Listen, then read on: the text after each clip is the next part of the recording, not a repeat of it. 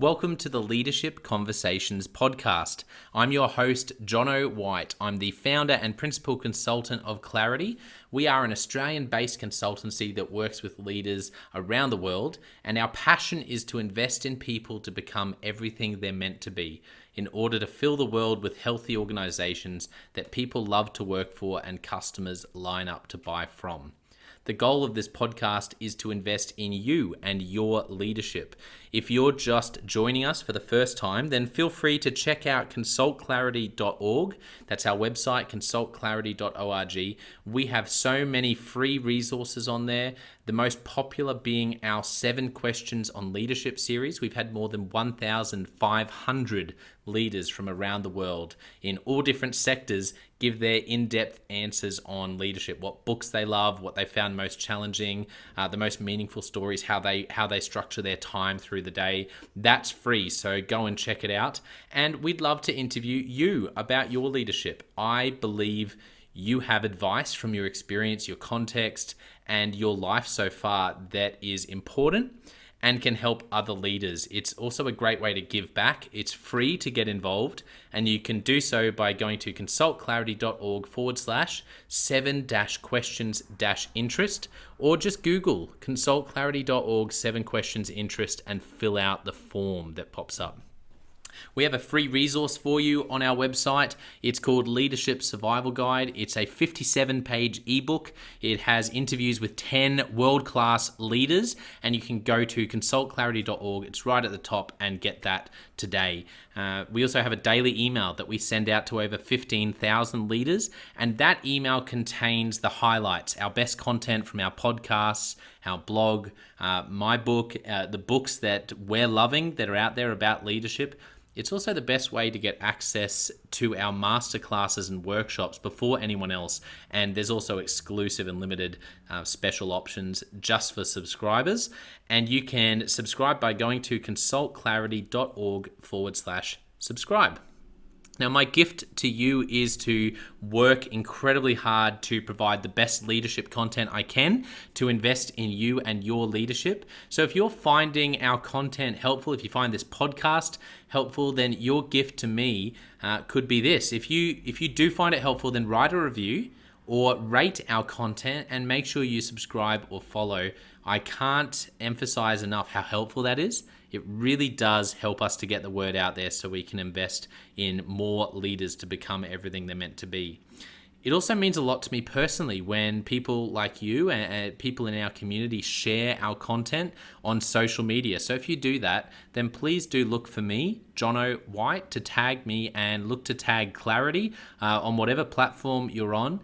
And our team, including me, I'm always looking to see when people have mentioned us so that I can engage with you.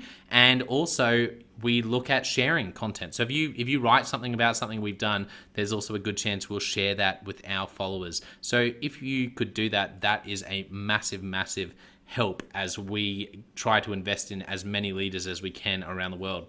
Last of all, you can check out my book about how to deal with difficult people even if you hate conflict. It's called Step Up or Step Out. It's available on Amazon.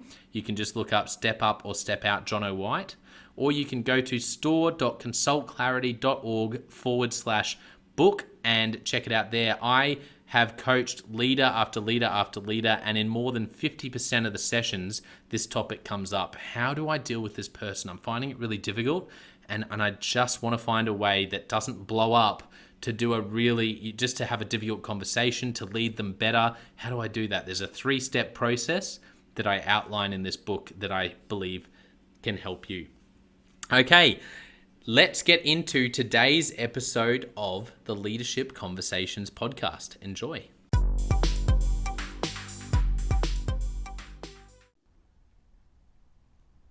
Welcome to another episode of the Leadership Conversations podcast. Today's guest is Dr. Gavriel Schneider, and Gav, as he's known, is the CEO at the Risk to Solution Group, and really interesting. I was just saying before we clicked record that there's a lot that I think Gav is an expert in that I don't really know anything about. So I'm excited about this conversation, and plus Gav is based in Brisbane, where I am, best part of the world in Australia. No, I'm still waiting on my sponsorship from Tourism Queensland. Maybe Gav can help me with that. Welcome to the podcast, Gav. Thanks, Jono. Happy to be here. Hey, as I said, it's your bio is really amazing when you look at the different things that you sort of specialize in and your experience. So, for our listeners, can you tell us about what you do as a group, your company, but also in your role? Sure. So the Risk to Solution Group is Australia's most awarded integrated cyber risk management business. We consist of 5 divisions: a security division, a medical and health division, a training division, our technology division, and our consulting stroke culture change division.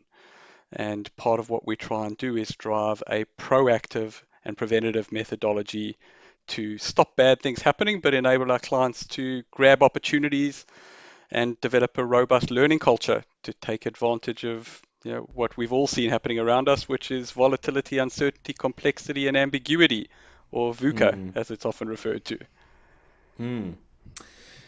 Now, one thing that I know you are really passionate about, and in fact, I think you really created this concept of Presilience. I know that we're going to sort of talk about your story in a moment, but can you just give us a quick overview of Presilience, and maybe we can come back to it? Sure. So just a bit of background. About 6 years ago, we actually partnered with ACU Executive Education to redevelop and deliver their postgraduate program in the psychology of risk, where I've served, part-time as a program director.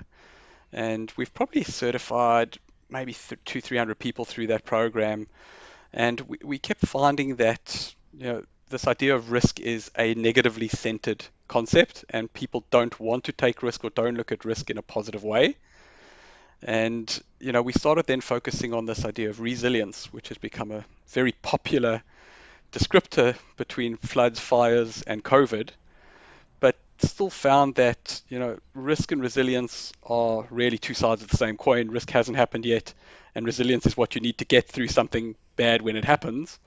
But so many things are avoidable, and we often don't put in the effort to proactively stop something bad from happening, like a pandemic.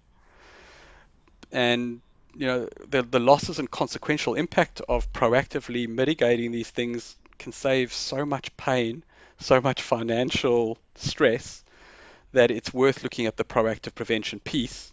But in Mm. addition, as we go through these hardship pieces and demonstrate our resilience, often we learn a lot.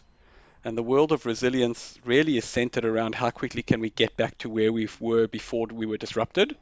But in Mm. reality, every disruption comes with opportunity, and we can learn through it. So that was the birth of the idea of Presilience, and it's now evolved into a consulting methodology. We've got training programs in it, and we're certifying registered Presilience practitioners. Yeah, I mean, I love it. I think specifically around leadership.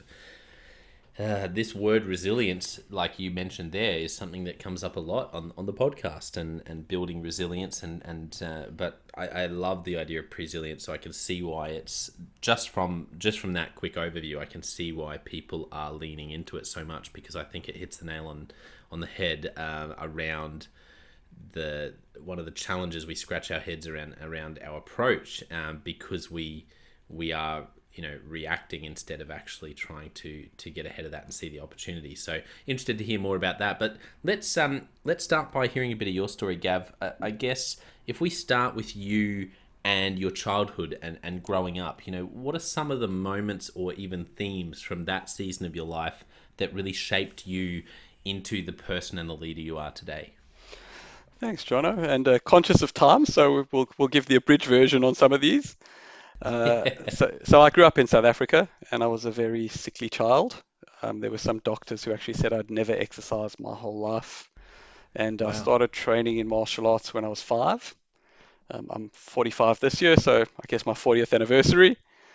Um, and just basically through the martial arts and physical focus, built myself up and had really good mentors and teachers. And by the time I finished high school, I had 2 second-degree black belts, and I was on the South African Taekwondo team. And I think the discipline and the focus and the mastery of making your body and mind do what you want it to really stands you in good stead when you have to lead. And probably my journey into being a leader started when I was 14 and had to start teaching classes. And as a youngster teaching adults, yeah, the leadership component is a critical one, and the ability to be able to command presence, command attention, but also motivate people to perform and push them past their perceived limits is something that really is fundamental to being a good leader, and something that I'm always working on. But it probably started way back then, and that was Mm. probably in terms of my formative years. That's probably where it started, and my career kind of built from there. Yeah, that's really interesting. I appreciate you sharing vulnerably around some of those challenges, but it sounds like you really turned that around, you and your family, in terms of and doing some of that in despite um, people saying you wouldn't be able to.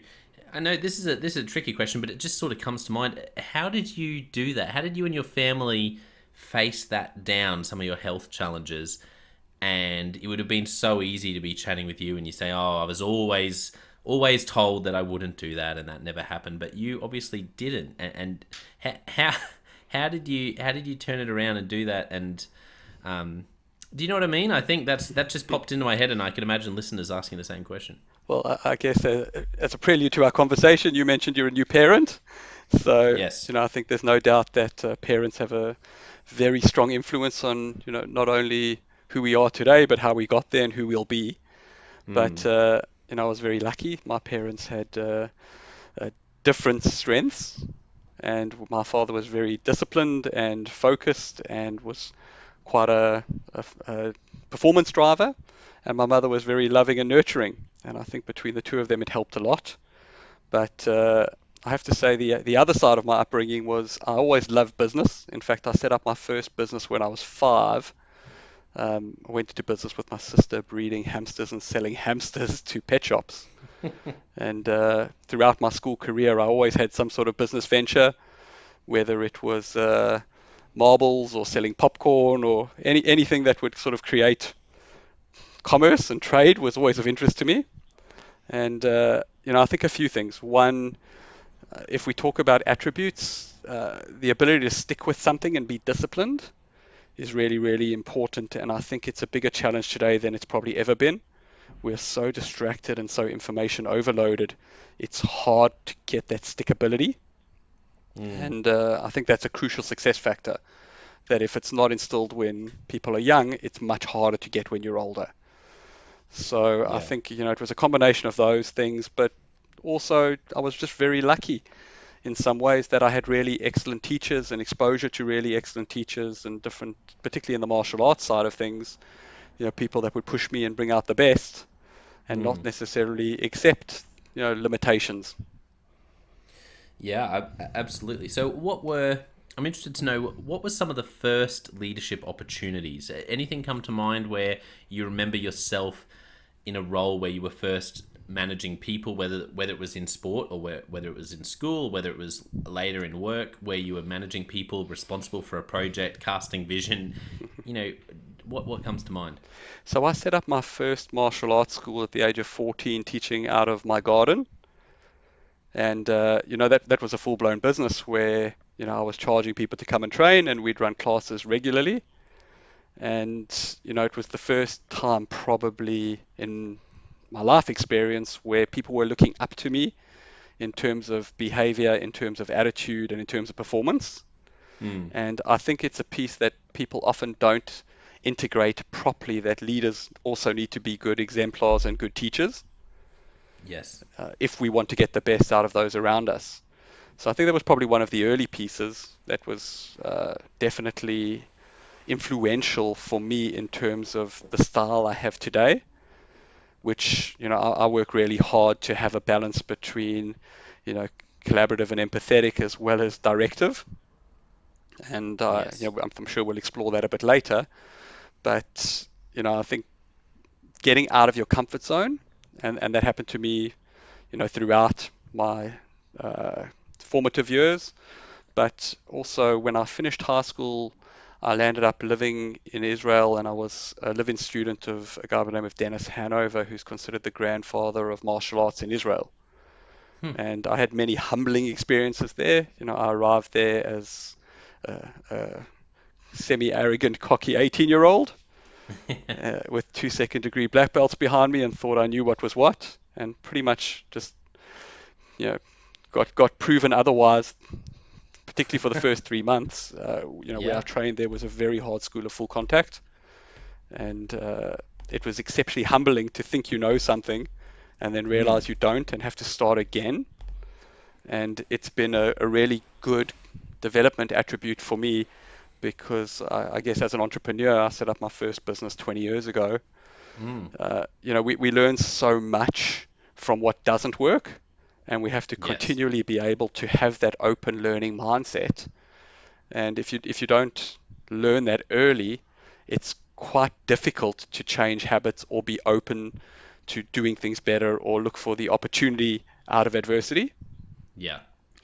So, I was lucky to have many experiences like that, which also included, having to motivate and be an exemplar to people who didn't speak the same language as me, didn't have the same cultural background as I did.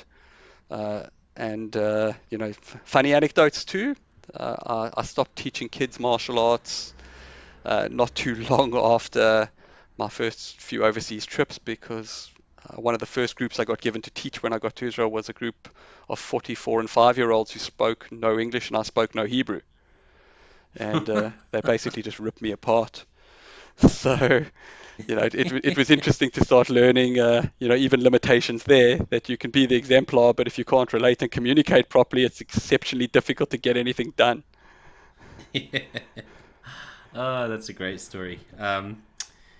So I'm really keen to chat more about Presilience in a moment because I think a lot of leaders who are listening will be really interested in having you unpack a little bit more about that. But one other thing I want to ask first is, we talked about this before we clicked record, Gav, but maybe we can do another episode down the track and talk a bit more in depth about some of your background. Sure. Um, but any aha moments from your time as an entrepreneur and a leader that really stick out to you in the past 20 years? Any moments that are ingrained in your memory because whether something went well or went really terribly, it was a really formative lesson, a moment that you won't forget that really taught you something pivotal. What There are comes to mind? so many, Jono. But, I think the key reality for any sort of entrepreneurial leader is the acceptance that it is hard. And we have this Mm, perception that, I'm going to come up with a great idea and people will just buy stuff from me because I've got a great idea, whether it's a product or a service. mm, And, you know, I guess in the start of my very first business, pressure was much easier. I was 23 when I started my first business. I had no dependents, so it was really low risk to kick off the first venture. yeah. Uh, when I kicked off the Risk to Solution Group, which was an evolution of what I had started before, a business called Dynamic Alternatives, uh, it was almost frustrating to start again, but I think the other piece that really is important is that you've got to be able to persevere and keep adapting until you start to find these things that work. And Mm, that part, unfortunately, Angela Duckworth written a book called Grit, which I'd strongly recommend to your listeners. yeah. Yep. Um, Great book. yeah, so if you know it, it's a good example of how people who are able to persevere tend to succeed. Yes. But I think that part we often miss. And I think one of the other pieces that you talk about aha moments, Mm-hmm. there's probably two that I'll highlight. The first one is the acceptance that with success, some people will just not like you, no matter whether you Yeah. try and do the right thing or whether you try and set the right example, you're gonna get haters if you're successful at anything. Mm-hmm. And I still remember it was probably 6 years into my first business where somebody came to me, who worked for me at the time and said, "Oh, XYZ, who's one of your competitors, was saying, you said this and this and this, and you haven't done this and you haven't done that." I remember looking at them going, "But that's just blatantly untrue." Mm, And, I think the challenge of accepting the fact that, not everyone will like you, and you'll never always win popularity contests as a leader is a Yes. very hard pill to swallow. But it's Yeah. also an empowering aha moment when you realize that doing right, being a good leader, and achieving ethical results doesn't always come with people liking you. It's a Mm. very difficult pill to swallow, but when you do, it certainly is an aha moment. And then I think the second one, and Yep. I love to teach off this model, but there's a really excellent book called Tribal Leadership, which was Mm-hmm. based on written out of research done at University of Southern California. And what I really like about their model is they highlight stages of leadership. Mm. And I guess for your listeners who are not familiar with it, there's 5 stages they talk about. Stage 1 is, the bottom where performance is the worst, and people tend to be dominated by the mindset of life sucks. Yep. Stage 2 is a step up there where they feel their life sucks. So big step up because they realize life doesn't suck for everybody. It might just suck for them. Mm-hmm. Stage 3 is the stage where I'm great and you're not. And stage 4 is where we're great. And stage 5 is, life is great. And I think, when we talk about aha moments, most of our leaders today were bred to be stage 3s. And I'm sure many of your listeners will relate to that, in order to be successful, you have to actually push to that point where you go, I'm great and you are not. But there's an epiphany stroke aha moment, turning point, where you realize that you can do so much more when we're great, and Mm. that you can just achieve so much more when you get an aligned team, an aligned group of people moving forward. Yep. And, that part is more, uh, a self realization as opposed to something you can teach. But it's Yes. incredibly powerful. And if I look at the team that I've built around me now and the business I've built now compared to my first business, our culture is great. Where people love working for us. Motivation is very rarely a challenge, but it takes a lot of work to try and keep a team at the we're great stage and concentrating on putting your energy into others, not just your own growth and your own profile. Yeah. Yeah. Yeah, no, thank you for sharing that. So, one of the first, I mean, the first one you mentioned there is around people not liking you. How have you dealt with that? How did you manage to overcome that bitter pill to swallow when you realize, oh wow, okay, if I'm going to be successful, people are going to not like me? So I think there's a few pieces that are really important, and anybody successful who tells you they don't have mentors is probably lying, because we all have people who we bounce things off who can give us an independent opinion. And Mm. I think having mentors helps you tremendously with that. And, I always recall my main martial arts teacher who, set up a huge global empire and was constantly getting stabbed in the back by people. Some of those people, were training with him since the age of 5, and Mm. we're now in their 30s, and it's set up schools or gyms under him, and then somewhere along the line would sort of betray him and just do their own thing or go with a competitor. And his advice to me was always, you have to be bigger than it. Mm. And that piece of trying to be bigger than it, I think it's very easy to say, but when you get it right, and it's a mantra I've often repeated to myself when these things happen, Mm. is you have to be bigger than certain people's pettiness, certain people's perceptions. And I think one of the biggest pieces that I'm probably most proud of is I've never purposefully done anything I felt was unethical. Some people Mm. might have read decisions that I've made as not being fair, but I'm pretty Yeah. confident I can look myself in the mirror every day and know I've made the best possible decisions based on the information I had at the time and the knowledge I Mm-hmm. had at the time. Hindsight is 2020. You can always look back and go, I could have done something different or better. But that ethical confidence in your own behavior and your own decision making makes it much easier, combined with mentors and people who can support you, to Yeah. realize that it's not a popularity contest. And even if it was, you could be super popular but not successful, and you might have lots of people that look up to you, but you could be a terrible leader. And then it's just a matter of time until you're not successful. Yeah, I think that's well said. I think it is something that you need to you need to have your perspective. And I love what you mentioned about mentors, because there's something about actually chatting with people who've gone through to the other side of that, and they're still alive, and they're still, they're still successful, even though they've had that challenge themselves. I want to go back to Presilience, and I appreciated you giving the overview. I'd love to know, for leaders out there who were jotting down, the idea when you mentioned it before, and going, oh, that no wonder this is, as the creator of the idea, I can see why people are leaning into it so much. I guess I'm interested to know what would be a starting point for people who are wanting to explore this, and at some point the answer for them may be to get in touch with you and actually work with you or one of your consultants on that. But where can people start in terms of changing their thinking around this idea of Presilience? Cool.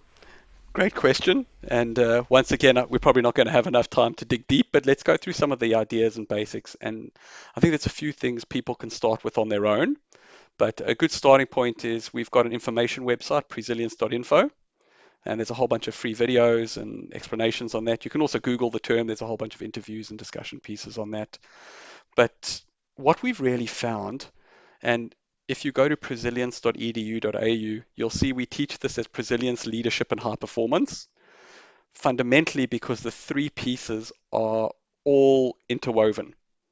You can't achieve presilience without leadership, and what's the point of having presilience and great leadership if we don't get performance outcomes?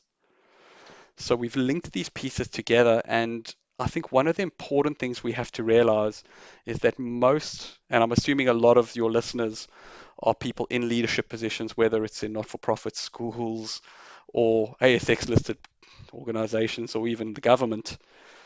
One of the things I think we find is that over the last 300 years, we've had this managerialism centricity, this focus on, planning, organizing, monitoring for productive outputs alone in a very systemized structure. And managerialism works exceptionally well when we have a high degree of control and a high degree of certainty. And I would urge your listeners to look around and go, how much control do you have in reality versus the control you think you have? And how much certainty do you have in reality compared to what you think you have? And the question almost inevitably will be, we have far less control and far less certainty than we would like to believe. Yes. So the fundamental piece is actually learning that business as usual now is actually working through disruption and change on an ongoing basis. And actually the business as usual component is getting less and less. The certainty, stability, and the ability to do the same thing over and over again, that's what's becoming the exception. Having to pivot and change is becoming the norm. Yes. So it's a fundamental mind shift that people have to have, but it's exceptionally difficult. The gift of teaching the psychology of risk for the last 6 years at a postgraduate level is we've had so many smart people, CEOs, chief risk officers, and to be honest, sometimes frontline managers who, might be low in rank but high in challenge in terms of what they have to achieve in their jobs, have shared their challenges with us. And most of them seem to be focused on 3 levels, which is how we've built our Presilience modeling. Level 1 is knowledge of self, or the ability to master yourself. Yeah. And I always say this to almost anybody we teach, train, or even when we're consulting. If you can't even control the thoughts in your head, what comes out of your mouth, and the way you behave, why do you think a team would follow you? And that's the next step. If you can then sort of manage those pieces and control them and guide them, the next piece is the others piece. How do we guide, motivate, corral, and organize others so we can get high performance? So if you look at the first 2 levels, self and others, it's not a surprise. Anybody who's looked at basic leadership or Daniel Goleman's emotional intelligence knows that those 2 components are critical. What we found is missing is the next dimension, which is the organizational dimension. And we tend to almost have the separation between what the organization wants versus what individuals and teams want.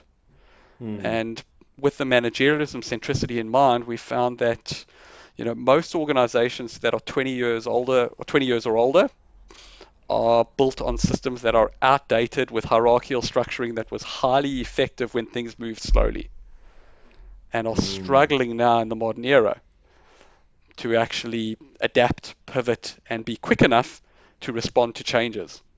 Whereas organizations that are younger than 20 years often have the opposite problem. They're really good at responding, but they don't have the systems or the structures in place to be able to scale and get consistency and reliability. Yes. And that's just a general observation. Obviously, there are, you know, groups or organizations that don't fit into either of those molds.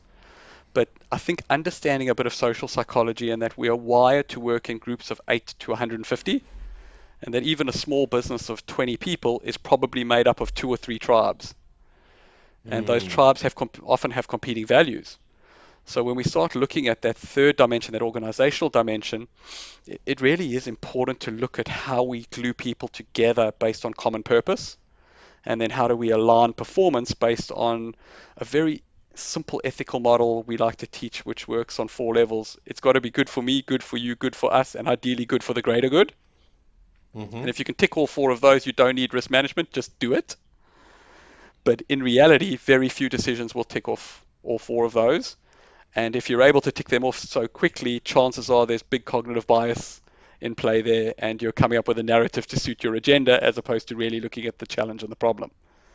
So, Yes. so when we look at the Presilience piece, it really is focusing on 3 aspects at those 3 levels. The first aspect, which I'm sure anybody who's had to manage anything, particularly in Australia, which is highly regulated compared to other parts of the world, is compliance.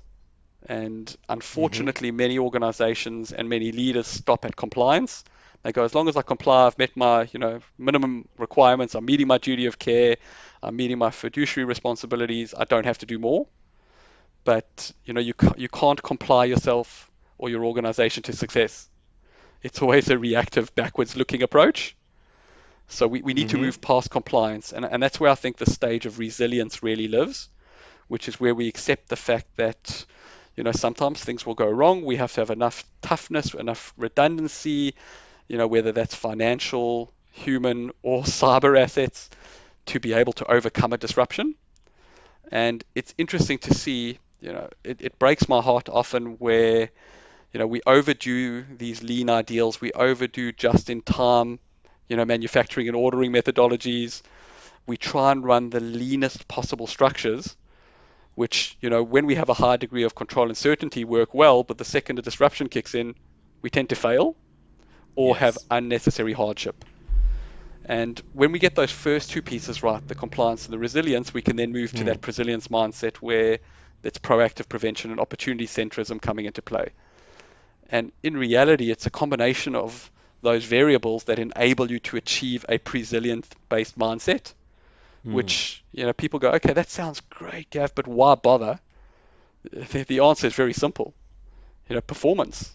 If you want to have better performance for yourself, for your team, and your organization, understanding how this stuff works and using it in practice makes a huge difference. Yeah. So, yeah, that's No. probably it in a nutshell, but there's a lot more to Yeah. that. No, I can hear. I think anyone listening can hear the hours, days, and weeks. For the right client, where this is the next step for them to really see breakthrough. I can see how you and your team would be going much much much deeper. But I appreciate the quick insight. Any stories of clients who have been able to take the Presilience framework and see it really transform performance? Any case studies or any stories that come to your mind that you could share for people who are maybe they've heard it and they go, it sounds great, but how would that work for me? Sure. I'm not necessarily going to name clients, but I'll talk about examples. So, Yeah, yeah. a pretty big federal government department. We actually rolled this out, and I think this is the other important piece for your listeners to be cognizant of. The names are not as important as the results. So if you have to call Presilience something else, if you have to call leadership something else, it doesn't matter what you call these things. It's the uptake and the success you have of initiating these sort of change stroke performance projects that counts. So Mm. we ran this project as a risk intelligence project. And risk intelligence for me is a fundamentally critical underpinning aspect of Presilience. And we've got our own definition of risk intelligence, but it really is an applied attribute living skill that enables you to grab upside opportunity while minimizing potential negative outcomes. Yeah. So if you want to look at the Presilience model, it's risk intelligence in practice. So the project we ran there was a risk intelligence project, and it was fascinating to see that we landed up taking two divisions out of this organization and scoping a few things. And what started off as an initial, hey, let's just roll out a bit of risk and decision making, it actually turned into a change project. And it's really interesting to see how that stuff works in practice. Uh, so we've had some pretty good success with that with, government clients, APRA registered, or sorry, APRA regulated financial institutions have been pretty good, as well as rail operators, and we have a pretty big contract at the moment with one of the airlines doing something pretty similar. But a case study that I'm very happy to share, and it's one of those that really kicked this stuff off for me, was a project we did back in South Africa with my first business with one of the world's largest emerging market banks, Standard Bank. And there's a whole case study on this, so if any of your Mm. listeners can contact me, I'm happy to share it. But Yep. really, what we landed up doing was training 23,000 people for them over a period of 3 years and taking what was a switched off, disconnected culture and switching it on. And what was fascinating there is we didn't know it was cultural change. We thought it was just training. And, along the way, Mm. the results were incredible.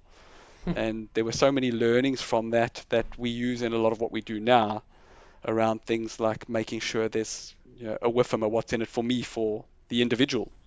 Because Mm-hmm. if the individual isn't connected to any project, the stickability or success of it is going to be exceptionally low. Gluing it back to a common purpose, and a purpose particularly that's good for the individual, the team, the organization, and ideally if you can get it, it's not always easy to do it, but good for the greater good too, makes it much easier. But these sort of large scale change projects are rare, and we found it's often better, particularly with a bunch of our clients. We've got a Queensland government department now. We've got a pilot project proposal sitting with them. Uh, is to start with a smaller pocket of the organization and prove that the stuff works and that people perform better and you have an enhanced way of communicating, particularly with things like silo busting. So if you look at most modern organizations, one of the biggest risks they have is the siloism and the turf protection that evolves from that, and that vulnerabilities often manifest between the silos. And I'm sure you've experienced this where people have that's not my job or that's not my department, so I'm not going to bother mentality, Yeah. Yeah. which is one of the biggest hindrances to high reliability performance. So some of the noticeable signs when you do this stuff right is your people are able to self-correct. So you don't always have to necessarily, coach them, moderate them according to KPI performance, etc. They actually have the ability to correct their own performance and have that self-awareness, which is incredible. But they also can start transcending these silos and actually reach out. And one of the biggest learnings we had was actually with Anglo American, who were one Mm. of our first clients with integrated risk. And this was just as just as the mining downturn was starting to ramp up, and they brought us in because they were at a point, and this was done out of head office back in South Africa. They brought us in because there was about to be a note that was sent around the entire business saying you need to stop using consultants because things are getting tight. So our project there was how do we get them to use internal expertise across the businesses to solve problems instead of having to bring in externals the whole time. And it was a fascinating learning because on the first workshop we actually ran with them, we realized that they can't talk the same language. They all work for the same organization, but different silos were using different terminology to describe the same problem or the same challenge. Yes. And it's one of those things that's fascinating, because we've become so specialized in our vocations over the last 100 years. Accountants have accounting language, HR people have their own language, executive managers have their own strategic language, frontline workers have a different language, safety has its own language, risk has its own language, and we actually forget the fact that we don't talk to each other really well. So one of the things we found is instead of trying to, literally get everybody to understand each other's languages, creating a common operating language that everyone can talk to each other with across the organization tools like that tribal leadership piece we discussed, or using the compliance, Mm. resilience, presilience mindset, enable different silos within the business to communicate effectively and get stuff done. So, Yeah. there's many more examples of that, but uh, you know, on a strategic level, that's where it works really well. But I think some of the things we're most proud of, and we've got a very broad service offering across the group, where we actually run Australia's only dedicated occupational violence prevention practice as well. And like some of the most Wow. rewarding feedback we get is from some of those frontline services where somebody comes back to us and goes, I was almost assaulted, or that training saved my life, uh, and those sort of things are highly rewarding, and it makes what we do awesome. Yeah, no, thank you for sharing some of those stories, and that I can see why that's rewarding. Well, as we wrap up, let me ask you a couple of Leadership Express questions, Gav, and then we'll also make sure we mention where people can find out more about you and Presilience. Um, so the first question is, what's a book that you've gifted to other people? So probably the starting point is my book. I've written two, but interestingly enough, one of the best parts about running a postgraduate program at university is you can tell students what to read. Yeah, that's So right. my intent was actually to author, almost the textbook on the psychology of risk and enhanced decision making. Hmm. But I've been blessed to have worked so far in 17 countries. I've probably traveled to more than 30. And Wow. one of the things that we often find, because Australia has so many great things going for it, there's almost an expectation that I don't have to worry about my own safety or security. Somebody else must do it for me. Mm. And in the world we live in, let's just look at cyber risk, for example. Nobody else can protect you. You're the one who has to make sure you don't click on the wrong link or go to the wrong website or let somebody else access your system, don't share your credentials, etc. Um, if we look recently, there was a Nielsen's IQ survey looking at the Australian Safety Index, and a staggering amount of Australians are scared to go out at night. So, when we look at things like Mm. that, it was a big driver for me. So I wrote a book called Can I See Your Hands? And a guide to situational awareness, personal risk management, resilience, and security.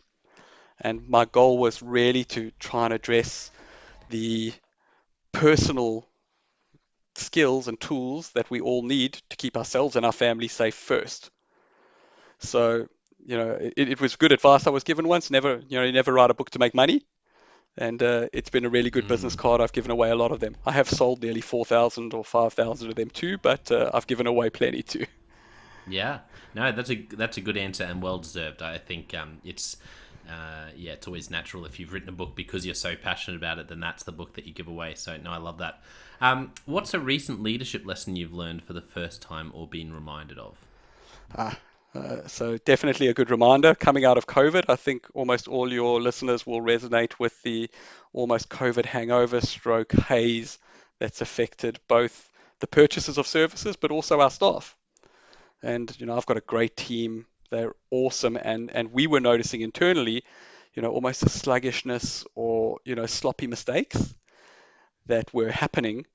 And one of my mentors, a lady by the name of Catherine Day, she's awesome. She's also Brisbane based. Always kept saying to us, you get what you inspect, not what you expect. And that's something Mm. she shared with us ages ago, but we've sort of gone back to that now to sort of shake out the COVID hangover residue. And it's not a trust thing. I trust my team implicitly. They are awesome, but when people are not performing at their highest, we've got to make sure we inspect and double check what's actually happening, not what we Yeah. perceive is happening. Yeah, I like that. You don't get what you expect; you get what you inspect. Yeah. That's good. That's a good line. Um, what about any other great pieces of advice you've received? So many to list, but I think in the short term, the world is changing so quickly, and we're moving from this era of hyper specialization into a more robust era of generalization, where people have to have a general understanding of lots of skills and maybe only specialize in one. as opposed to historically where people could just specialize in one thing and do that forever. And you know, it's interesting. I've had different pieces of advice over the years around this where people were telling me, only do one thing, find the one thing you're really good at and focus on it. If any of your listeners go to our website, you'll see we do lots of things, from providing nurses, doctors, and paramedics to, providing security support and risk and culture change. And I think it's really important now, and it was advice I was given ages ago, and we all hear this, don't put all your eggs in one basket. But in a in a fast changing dynamic environment, we do have to have a bit of diversity to our offerings. And I think that's quite important for anybody looking to thrive through, the volatility, uncertainty, complexity, ambiguity that's going to continue. Yeah. Don't just focus on only one thing. But on the other hand, don't spread yourself so thin that you can't be good at what you do. Yeah, yeah. No, I think that's an interesting perspective. Last question. If you could only give one piece of leadership advice to a young leader, what would you say? Don't be scared to fail. Yeah, that's good. Great advice. Don't be scared to fail. Well, for those who this has really resonated with them and they want to find out more about you, about Presilience, or about any of the other sort of things that you do that you just mentioned, there's a bit of a variety. Where can people find you and the organization online, Gav? So probably the best place to connect with me is on LinkedIn. Uh, our business, the primary business website is risk2solution.com with the letter 2. But there, if you just search for Presilience, you'll see there's a few websites that pop up and a bunch of information there too. And there's also a bunch of groups. I am also the chair of the Institute of Strategic Risk Management for Australia and New Zealand, and that's a really great place for thought leadership and knowledge sharing and thinking about big problems. So if you don't have to be involved in risk to contribute to that, and it's a place that we'd really love people to become more involved, regardless of whether you are interested in risk or not. If you're interested in strategy and management, which every leader should be, it's a really good place to get some ideas and share knowledge. Yeah, well, thank you so much. I want to thank our listeners for tuning in. I know that you would have gotten a lot out of today. There'll be a lot of people googling Presilience and finding out more about Gav. And don't forget, I also have the John O. White Leadership Podcast and the Leadership Question of the Day podcast that listeners can check out to continue to invest in your leadership. But I want to finish today by saying a massive thank you to Gav for being so generous with your time and sharing what I think is a really a game-changing framework, Presilience, and sharing that with us. I know that will have helped a lot of people. So thank you so much for coming on the podcast. My pleasure, and thanks to your listeners, and thanks for having me, Jono.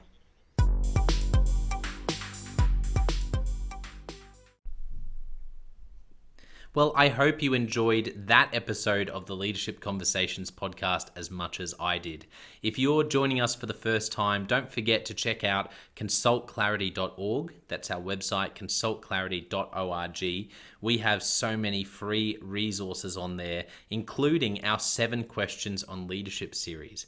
We've had more than 1,500 leaders from all over the world in all different roles, in different industries, answer these 7 questions on leadership, and leaders give these in-depth answers around how they spend their time, a book that's been significant for them. It's just a gold mine. It's completely free to access, so go to consultclarity.org and look for that.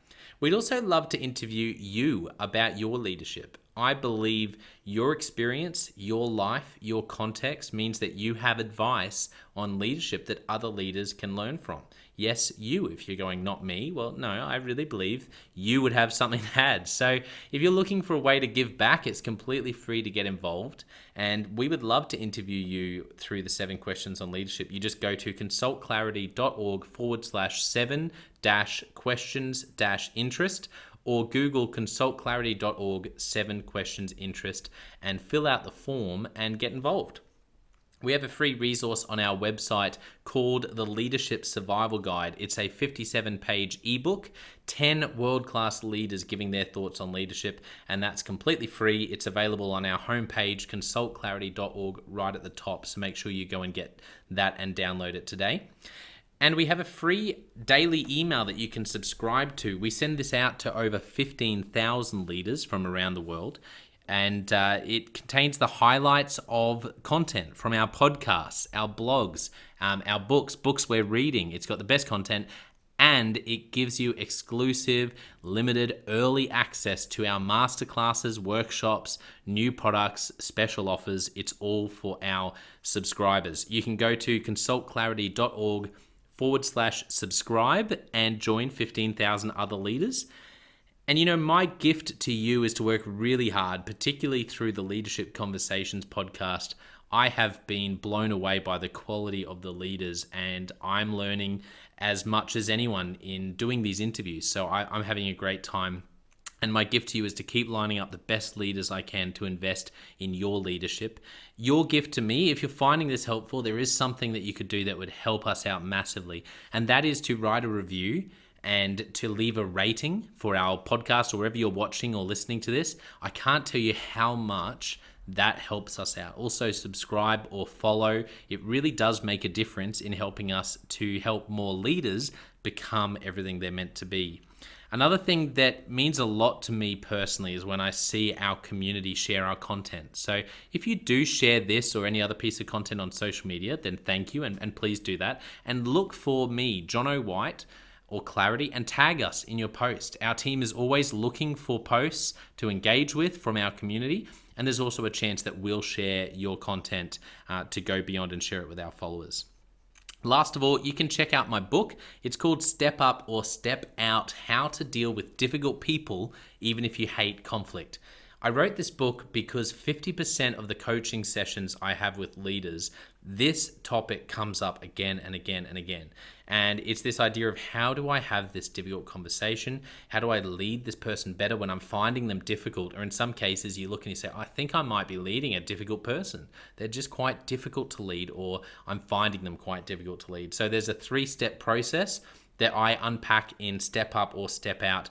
And the amazing thing, and I've literally done this myself, and I've heard it anecdotally from other leaders as I've coached them, is that if you follow this process, you will see that person step up and change their behavior or make a decision, which is to step out some of the time.